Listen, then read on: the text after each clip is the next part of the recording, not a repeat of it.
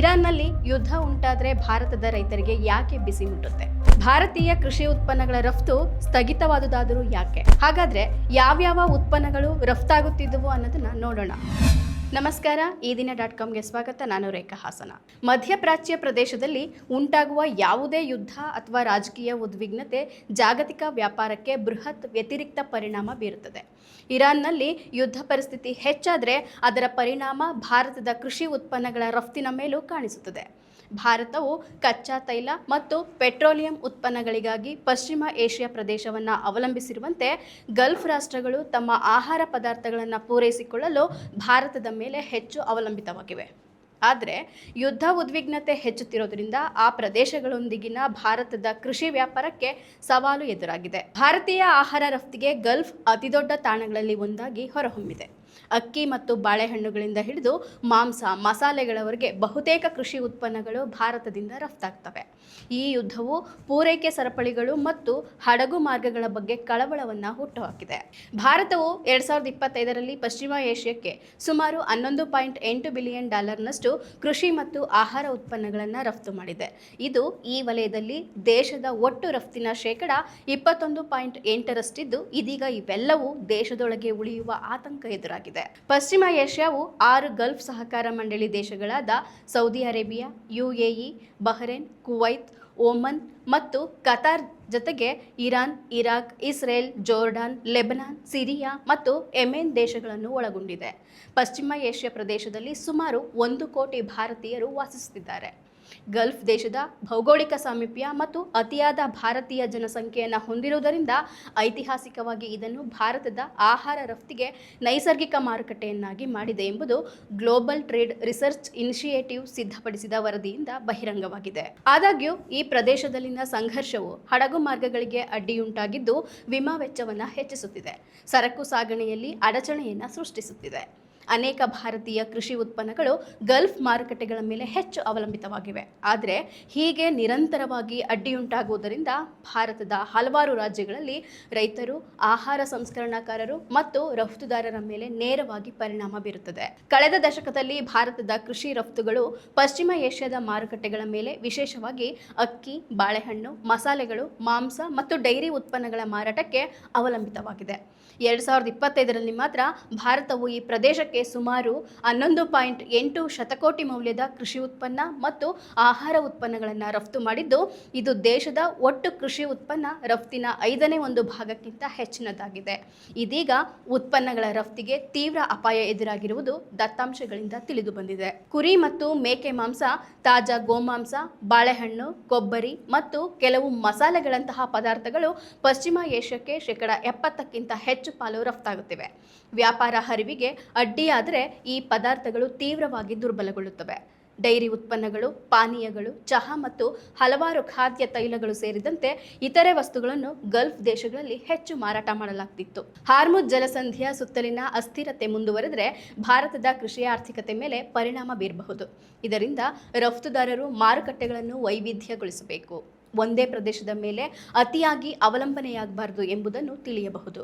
ವರದಿಗಳ ಪ್ರಕಾರ ಭಾರತವು 2025ರಲ್ಲಿ ಪಶ್ಚಿಮ ಏಷ್ಯಾಕ್ಕೆ $7.48 ಶತಕೋಟಿ ಧಾನ್ಯಗಳು, ಹಣ್ಣುಗಳು, ತರಕಾರಿಗಳು ಮತ್ತು ಮಸಾಲೆ ಪದಾರ್ಥಗಳನ್ನು ರಫ್ತು ಮಾಡಿದೆ.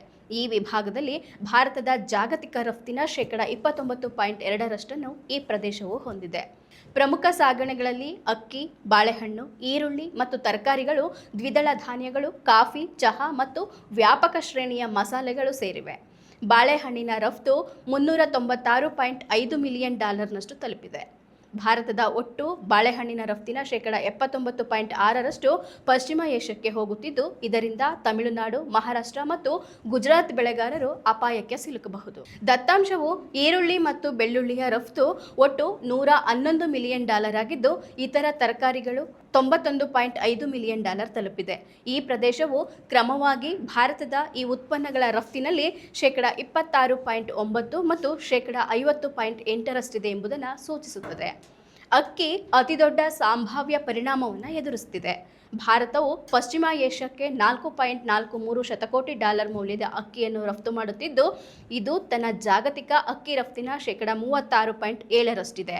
ಹಾಗಾಗಿ ಪಂಜಾಬ್, ಹರಿಯಾಣ, ಉತ್ತರ ಪ್ರದೇಶ, ಆಂಧ್ರ ಪ್ರದೇಶ ಮತ್ತು ತೆಲಂಗಾಣದ ಬೆಳೆಗಾರರಿಗೆ ಗಲ್ಫ್ ಮಾರುಕಟ್ಟೆಗಳು ನಿರ್ಣಾಯಕವಾಗಿದ್ದವು.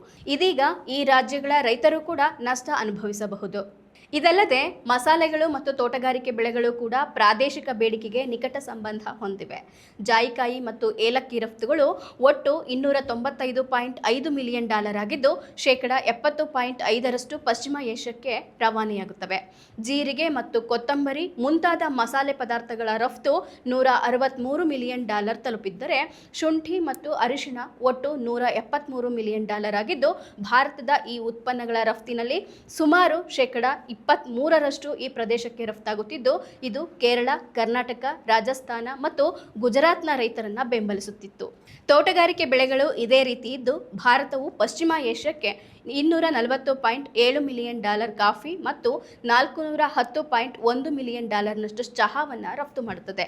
ಇದು ಭಾರತದ ರಫ್ತಿನಲ್ಲಿ ಕ್ರಮವಾಗಿ ಶೇಕಡ 17.7 ಮತ್ತು ಶೇಕಡ 44.1 ಕರ್ನಾಟಕ, ಕೇರಳ, ಅಸ್ಸಾಂ ಮತ್ತು ಪಶ್ಚಿಮ ಬಂಗಾಳ ರಾಜ್ಯಗಳ ರೈತರ ಮೇಲೆ ದುಷ್ಪರಿಣಾಮ ಬೀರಬಹುದು. ಗ್ಲೋಬಲ್ ಟ್ರೇಡ್ ರಿಸರ್ಚ್ ಇನಿಷಿಯೇಟ್ ಸಂಗ್ರಹಿಸಿದ ದತ್ತಾಂಶವು ಭಾರತವು 2025ರಲ್ಲಿ ಪಶ್ಚಿಮ ಏಷ್ಯಾಕ್ಕೆ $1.81 ಶತಕೋಟಿ ನಷ್ಟು ಮೀನು, ಮಾಂಸ, ಹೆಪ್ಪುಗಟ್ಟಿದ ಮತ್ತು ಸಂಸ್ಕರಿಸಿದ ಉತ್ಪನ್ನಗಳನ್ನು ರಫ್ತು ಮಾಡಿರುವುದಾಗಿ ಸೂಚಿಸುತ್ತದೆ. ರಫ್ತು ಮಾಡಲಾದ ಪ್ರಮುಖ ಉತ್ಪನ್ನಗಳಲ್ಲಿ ತಾಜಾ ಅಥವಾ ಶೀತಲವಾಗಿರುವ ಗೋಮಾಂಸ, ಕುರಿ ಮತ್ತು ಮೇಕೆ ಮಾಂಸ ಹಾಗೂ ಸೀಗಡಿಗಳಂತಹ ಸಮುದ್ರ ಆಹಾರಗಳು ಸೇರಿವೆ. ಪಶ್ಚಿಮ ಏಷ್ಯಾಕ್ಕೆ 2025ರಲ್ಲಿ ತಾಜಾ ಅಥವಾ ಶೀತಲವಾಗಿರುವ ಗೋಮಾಂಸವನ್ನು $139 ಮಿಲಿಯನ್ ನಷ್ಟು ರಫ್ತು ಮಾಡಲಾಗಿದೆ.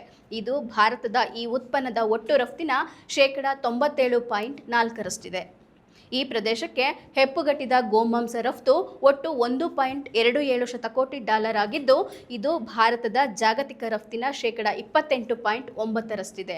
ಕುರಿ ಮತ್ತು ಮೇಕೆ ಮಾಂಸದ ರಫ್ತು $95.2 ಮಿಲಿಯನ್ ತಲುಪಿದೆ. ಭಾರತದ ರಫ್ತಿನ ಶೇಕಡ 98.9ರಷ್ಟು ಪಶ್ಚಿಮ ಏಷ್ಯಾಕ್ಕೆ ಹೋಗುತ್ತಿದೆ. ಆದ್ದರಿಂದ ಗಲ್ಫ್ ಮಾರುಕಟ್ಟೆಗಳಲ್ಲಿ ಅಡಚಣೆ ಉಂಟಾದರೆ ಭಾರತದ ಗೋಮಾಂಸ ಮತ್ತು ಜಾನುವಾರು ರಫ್ತುದಾರರಿಗೆ ಹೊಡೆತ ಬೀಳಬಹುದು.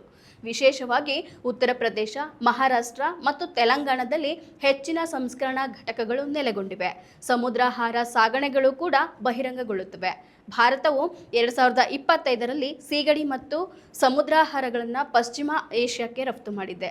ಇದೀಗ ಆಂಧ್ರ ಪ್ರದೇಶ, ಗುಜರಾತ್ ಮತ್ತು ಕೇರಳದ ರಫ್ತುದಾರರ ಮೇಲೆ ವ್ಯತಿರಿಕ್ತ ಪರಿಣಾಮ ಬೀರಬಹುದು. ಭಾರತವು 2025ರಲ್ಲಿ ಪಶ್ಚಿಮ ಏಷ್ಯಾಕ್ಕೆ $281.1 ಮಿಲಿಯನ್ ಡೈರಿ ಉತ್ಪನ್ನಗಳನ್ನು ರಫ್ತು ಮಾಡಿತು. ಇದು ಭಾರತದ ಒಟ್ಟು ಡೈರಿ ರಫ್ತಿನ ಶೇಕಡ 28.9ರಷ್ಟಿದೆ. ಗುಜರಾತ್, ಪಂಜಾಬ್ ಮತ್ತು ರಾಜಸ್ಥಾನದಲ್ಲಿನ ಡೈರಿ ಸಂಸ್ಕರಣಾ ಘಟಕಗಳಿಂದ ರಫ್ತು ಮಾಡಲಾದ ಪ್ರಮುಖ ಉತ್ಪನ್ನಗಳಲ್ಲಿ ಬೆಣ್ಣೆ ಮತ್ತು ಡೈರಿ ಕೊಬ್ಬುಗಳು ಹಾಗೂ ಚೀಸ್, ಮೊಸರು ಸೇರಿದೆ. ಪಶ್ಚಿಮ ಏಷ್ಯಾಕ್ಕೆ ಬೆಣ್ಣೆ ಮತ್ತು ಡೈರಿ ಕೊಬ್ಬಿನ ರಫ್ತು ಒಟ್ಟು $203 ಮಿಲಿಯನ್ ಆಗಿದ್ದು, ಈ ಉತ್ಪನ್ನಗಳ ಭಾರತದ ಒಟ್ಟು ರಫ್ತಿನ ಶೇಕಡ 58.1ರಷ್ಟಿದೆ. ಆದರೆ ಚೀಸ್ ಮತ್ತು ಮೊಸರು ರಫ್ತು $31.4 ಮಿಲಿಯನ್ ತಲುಪಿದೆ. ಭಾರತದ ರಫ್ತಿನ ಶೇಕಡ 47.8ರಷ್ಟು ಈ ಪ್ರದೇಶಕ್ಕೆ ಹೋಗುತ್ತದೆ. ಇದೀಗ ದೀರ್ಘಕಾಲದ ಸಾಗಣೆ ಅಡಚಣೆಗಳು ರಫ್ತು ಬೇಡಿಕೆಯನ್ನು ದುರ್ಬಲಗೊಳಿಸಬಹುದು.